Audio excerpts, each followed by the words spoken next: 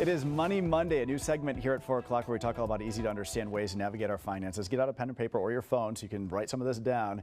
Here to help us out is financial expert Paul Hood, and today we are taking on 401ks and IRAs.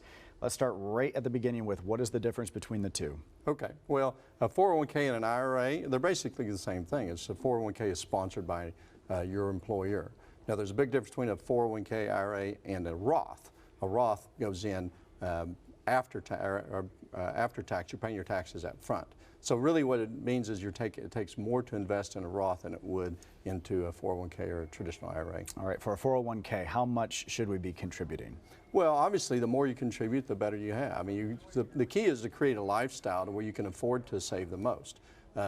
Prudence says that about 10% is a good number that you need to get to.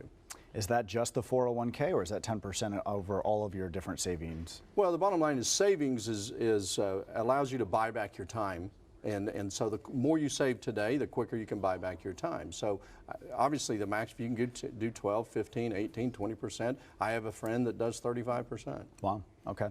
And that takes me to my next question is, at what age or what salary should people start contributing? I have a lot of friends, mid-20s, that say, I just simply don't make enough. Well, they don't make enough. It's not because they don't make enough, it's because their lifestyle is beyond what they make. And so the reality is to save sooner. There was a study that did two 18-year-olds. One started now and saved for about 10 years. One started 10 years later and saved for 20 years. The one that started now and only saved for 10 years actually had more money at the end of the day.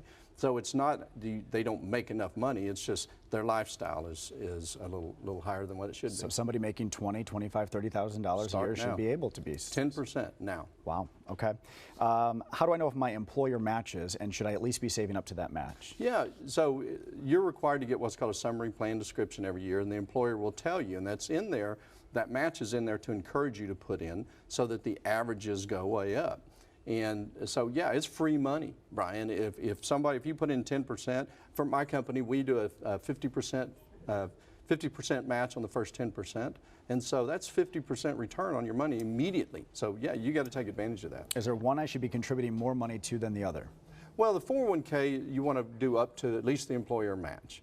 Depending on where you put your investments, it's really the same. What I try to do, especially if I'm looking at 401ks and IRAs and then a Roth, I typically look at about a 70-30 ratio. Put 70% in the pre-tax and 30% in the Roth type scenario. Last year in the Roth, we can contribute up to $6,000. That's correct. Should we be maxing that out every year, and is it different to do it monthly versus just one lump sum $6K at the end of the year? Well, again, yes. If you could save all you can, and as far as saving a lump sum or on a monthly basis, you want to do it on a monthly basis. There's a concept called dollar cost averaging, which basically almost guarantees success. If the market is high, yay. If the market is low, you're buying things on sale. We're firing along here. We got 20 seconds left. Last question. Is there a number of different ways to invest outside of these to maybe expand the portfolio? What else should we look at? So when we try to preach for people when they retire to have 3 pots of money: money you've already paid taxes on, and money you haven't paid taxes on, and then just money that is free regardless what you do.